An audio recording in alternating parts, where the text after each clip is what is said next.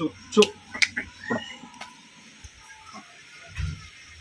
குருந்தமலை பகுதியில் வள்ளியம்மன் சுனைக்கு போகிறதுக்கு முன்னாடி பார்த்தீங்கன்னா ஒரு சுவாமிகள் ஐயா ஒருத்தர் இங்கே வந்து வாழ்ந்துட்டு வந்துட்டு இருக்காங்க. ஐயா அவங்க கிட்ட சில வார்த்தைகள் கேட்குறாங்க. சுவாமி வணக்கம் சாமி. உங்கள் பேர் சந்திரன். நீங்கள் எந்த வருடம் இங்கே வந்து நீங்கள் ஒரு இல்லம் வந்து நீங்கள் அமைச்சிங்க சாமி?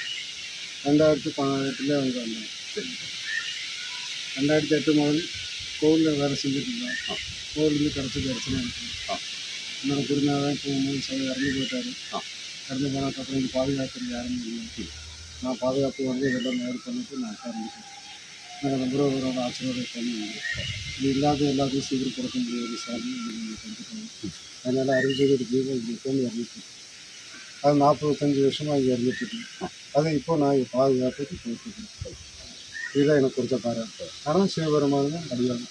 உங்களுடைய ஐயர் வந்து அண்ணாமலை அப்பா சதுரகிரி கொல்லிமலை இல்லை இன்றைக்கி நம்ம போகிற யாத்திரை.